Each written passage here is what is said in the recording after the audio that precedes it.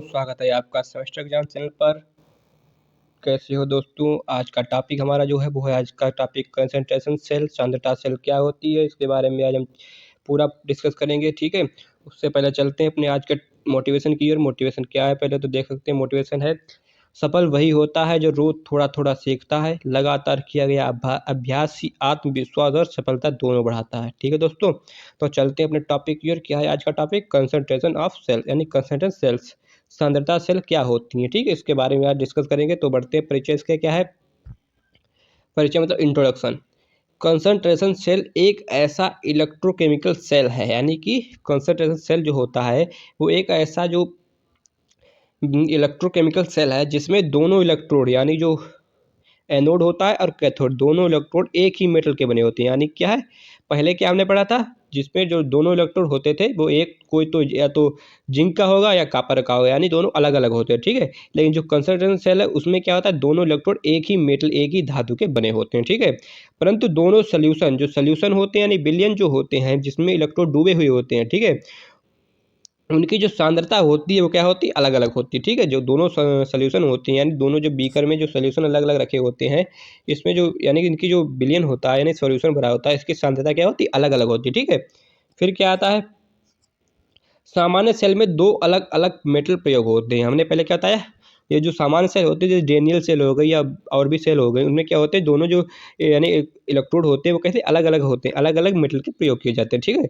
जबकि यहाँ क्या होता है, यहाँ मेटल समान लिए जाते हैं। ठीक है, और केवल कंसंट्रेशन का अंतर ईएमएफ उत्पन्न करता है। जो सोल्यूशन का कंसंट्रेशन होता है क्योंकि वो अलग अलग होता है, उसका जो अंतर होता है, ठीक है, उसी से हमका ईएमएफ उत्पन्न होता है। ठीक है, फिर इसकी डिफिनेशन देख सकते हैं क्या है, वह इलेक्ट्रोकेमिकल सेल, ठीक है, यानी कि वह इलेक्ट्रोकेमिकल सेल जिसमें ईएमएफ केवल दोनों इलेक्ट्रोड के सॉल्यूशन की कंसंट्रेशन के अंतर के कारण उत्पन्न होता है। यानी कि ऐसा इलेक्ट्रोकेमिकल सेल जिसमें क्या होता है कि जो ईएमएफ होता है वो इलेक्ट्रोड के जो सॉल्यूशन होता है सिर्फ और सिर्फ उसकी कंसंट्रेशन के अंतर के कारण उत्पन्न होता है, उसको हम क्या कहते हैं, कंसंट्रेशन सेल कहते हैं। ठीक है, इसमें कोई केमिकल रिएक्शन नहीं होती है। ठीक है, इसमें केमिकल रिएक्शन नहीं होती है, बल्कि क्या होता है, कंसंट्रेशन डिफरेंस होता है। इसी से हम क्या कहते हैं, हमारा इसी को क्या कहते हैं, इलेक्ट्रो यानी कि कंसंट्रेशन सेल कहलाता है। और यही ड्राइविंग क्या है, ड्राइविंग फोर्स होता है। इसमें एक ड्राइविंग फोर्स होता है, कंसंट्रेशन डिफरेंस ही क्या होता है, ड्राइविंग फोर्स होता है। ठीक है, फिर क्या आता है, निर्माण। इसका कैसे निर्माण होता है इसे देख सकते हैं। सबसे पहले क्या लेते हैं उसमें उसमें समान यानी कि समान मेटल इलेक्ट्रोड, यानी कि एक समान के मेटल के दो इलेक्ट्रोड लिए जाते हैं। ठीक है, दोनों तरफ एक जैसी मेटल जैसे जिंक लगाई जाती है, यानी जिंक लगा लो। ठीक है, या सीयू यानी कि दोनों एक ही होनी चाहिए। ठीक है, समान इलेक्ट्रोलाइट यानी कि जो अवघट्टे हैं, दोनों सोल्यूशन उसी मेटल के साल्ट के होते हैं। ठीक है, जो सॉल्यूशन होते हैं वो क्या होते हैं, उसी मेटल यानी जो मेटल हमने ली है उसी मेटल के जो साल्ट होता है, यानी कि अगर जेडन ली है तो ZnSO4, ठीक है, यानी कि जिंक सल्फर लेते हैं। ठीक है, उसी के साल्ट के होते हैं, यानी इलेक्ट्रोलाइट जो होते हैं।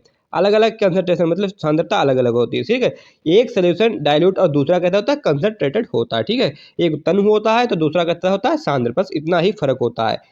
और क्या होता है इसमें, साल्ट ब्रिज, जो ब्रिज होता है, साल्ट ब्रिज जिसे कहते हैं हम, लवण सेतु जिसे कहते हैं हिंदी में, उसे क्या है, दोनों सोल्यूशन को जोड़ता है। ठीक है, जो दोनों सोल्यूशन होते हैं जो बाहर रखे हुए होते हैं उनको जोड़ने का काम करता है साल्ट ब्रिज, इसे कहते हैं साल्ट ब्रिज। ठीक है, आयन फ्लो पूरा कराता है इसमें। इससे क्या होता है, इससे आयन जो है वो एक बार से दूसरे बीकर में जाते हैं। ठीक है, यहाँ तक हो गया पूरा। अब आगे बढ़ते हैं, क्या है कार्य विधि, इसकी वर्किंग क्या है। ठीक है, जो इलेक्ट्रोड डाइल्यूट सोल्यूशन में होता है, यानी जो इलेक्ट्रोड होता है यानी कि या कैथोड या एनोड, अगर वो डाइल्यूट सोल्यूशन में डूबा हुआ है तो क्या होगा, वहाँ मेटल जो मेटल होती है धातु आयन बनाती है। ठीक है, आयन बनकर घुलता है, जो यानी धातु होती है वो आयन बन जाती है और घुल जाती है। ठीक है, यह एनोड बनता है। ठीक है, यह एनोड की भांति कार्य करता है, यानी एनोड जो होता है वो डाइल्यूट सोल्यूशन में, यानी वो एनोड का जो यानी एनोड इलेक्ट्रोड होता है वो डाइल्यूट सोल्यूशन में डूबा हुआ होता है और क्या करता है, और जो एनोड होता है वो हमारा आयन बनकर आयन बन जाता है। ठीक है, घुल जाता है उसमें। इस यहाँ पे क्या होती है, ऑक्सीडेशन अभिक्रिया होती है। ठीक है,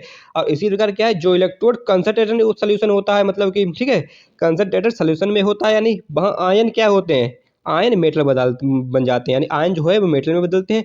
यहाँ क्या रिडक्शन अभिक्रिया होती है। ठीक है, और यह कैथोड कहलाती है। ठीक है, यह ये जो इलेक्ट्रोड होता है वो क्या कहलाता है, कैथोड। और वो ऊपर वाला जो था वो क्या, एनोड कहलाता है। यानी डायल्यूट सोल्यूशन में अगर डूबा है तो एनोड होगा, और कंसंट्रेटेड सोल्यूशन में डूबा है तो कैथोड होगा। ठीक है, यहाँ तक आप समझ गए, बहुत ही सिंपल लैंग्वेज में मैंने तुम्हें समझा दिया। ठीक है दोस्तों, फिर क्या आता है, इलेक्ट्रॉन। बाहरी परिपथ मतलब एक्सटर्नल जो सर्किट होता है में एनोड से कैथोड की ओर प्रवाहित होते हैं। इलेक्ट्रॉन जो होते हैं, हमेशा आप लोग याद रखो, इलेक्ट्रॉन जो होते हैं वो माइनस से प्लस की ओर क्या होते हैं,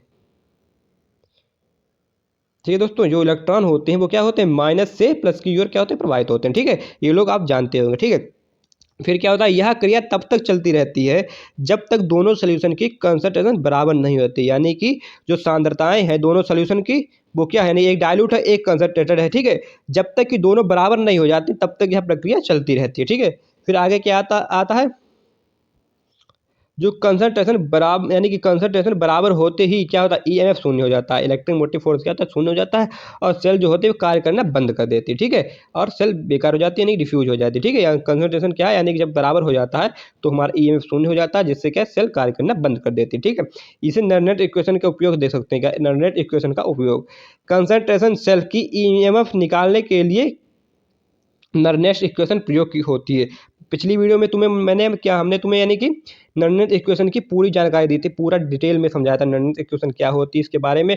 तो अगर आप देखना चाहते हैं तो हमारी प्लेलिस्ट में वीडियो जुड़ी हुई है, वहाँ से देख सकते हैं पूरी की पूरी वीडियो। ठीक है, यानी कि ये नर्नेट इक्वेशन में प्रयोग होता है। ठीक है, क्योंकि यहाँ ई क्या होता है, स्टैंडर्ड पोटेंशियल होता है। ठीक है, का मान शून्य होता है, यानी स्टैंडर्ड पोटेंशियल शून्य हो जाता है, जिससे कि दोनों इलेक्ट्रोड समान मेटल के हैं, इसी कारण ई क्या होता है, शून्य हो जाता है। ठीक है, ईएमएफ पूरी तरह यानी कंसंट्रेशन रेशियो पर निर्भर करता है। ई जो सेल का जो ई सेल यानी ईएमएफ है वो क्या है, पूरा का पूरा कंसंट्रेशन का जो रेशियो होता है उस पर निर्भर करता है। ठीक है, देख सकते हो यहाँ, आप देख सकते हैं ई सेल क्या हो जाता है 0.059/9 एन, जहाँ 0.05 भी एक कांस्टेंट संख्या है और एन जितने इलेक्ट्रॉन होंगे वो भी एक कांस्टेंट संख्या होगी, जिससे क्या होता है, और log C2/C1, जहाँ यानी ई सेल जो हो जाता है C2/C1 के रेशियो पर निर्भर करने लगता है, जो कि C2 क्या है, दूसरे सोल्यूशन की सांद्रता यानी कंसंट्रेशन है, और C1 है जो पहले सोल्यूशन की सांद्रता है। ठीक है, जहाँ C2 क्या है, कंसंट्रेशन सोल्यूशन, और C1 क्या है, डायल्यूट सोल्यूशन, मतलब C2 जो है वो कंसंट्रेटेड सोल्यूशन की यानी सांद्रता है। ठीक है, और जो C1 है वो डायल्यूट सोल्यूशन की सांद्रता है। ठीक है, उदाहरण एक देख सकते हैं, एग्जाम्पल दिया है मैंने, क्या है, जैसे कि एक ये अब क्या दे रखी है, जर्डियन से Zn2+ बन रहा है 0.1 मोल। ठीक है, मोलर लिया गया है, और फिर ये साल्ट ब्रिज का निशान होता है। ठीक है दोस्तों, और Zn2+ है जो 1 मोलर लिया गया है, और ये Zn+ बना रहा है। ठीक है, फिर क्या होता है, यहाँ देखो क्या है,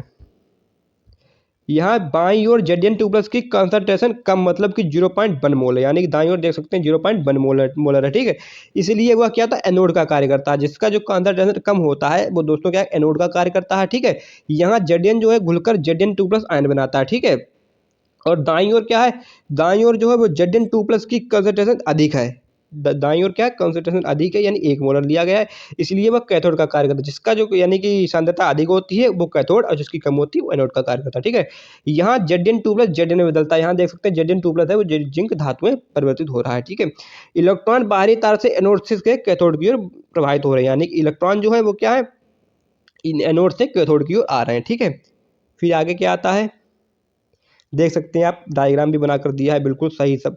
ठीक है, ये हो गया एनोड। ठीक है, ये एनोड का कार्य कर रहा है, इसमें क्या Zn2+ यानी ZnSO4 का सोल्यूशन घुरा हुआ है, यानी Zn से Zn2+ बन रहा है 0.1 मोलर पर। ठीक है, और ये क्या है, कैथोड का कार्य कर रहा है, जिसमें Zn2+ जो है वो Zn बना रहा है, और 1 मोलर इसका सोल्यूशन का सांद्रता, यानी कि 1 मोलर इसकी सांद्रता दे रखी है। ठीक है, उपयोग क्या है, इसके एप्लीकेशन देख सकते हैं, सॉल्यूशन की अननोन कंसंट्रेशन ज्ञात करने में, यानी जो अननोन कंसंट्रेशन होती है मतलब कि उसको ज्ञात करने में इसका प्रयोग होता है। ठीक है, पीएच मेजरमेंट यानी कि पीएच का मापन करने में इसका प्रयोग होता है। ठीक है, और जो होता है कोरिजन की स्टडी करने में, यानी कोरिजन होता है उसकी स्टडी करने में इसका प्रयोग होता है। फिर होता है इलेक्ट्रोकेमिस्ट्री में नर्नेस्ट इक्वेशन को समझने के सबसे बेस्ट एग्जाम्पल है ये। ठीक है दोस्तों, फिर हमारा रिवीजन पॉइंट आ जाता है, क्या रिवीजन पॉइंट, कंसंट्रेशन सेल में दोनों इलेक्ट्रोड यानी समान मेटल के होते हैं, जो कंसंट्रेशन सेल होती है उसमें जो दोनों इलेक्ट्रोड लिए जाते हैं वो समान मेटल के होने चाहिए। ठीक है, ईएमएफ केवल कंसंट्रेशन जो डिफरेंस होता है उसके ऊपर निर्भर करता है। ठीक है, ईएमएफ किससे बनता है, कंसंट्रेशन डिफरेंस से, याद रखना बिल्कुल एकदम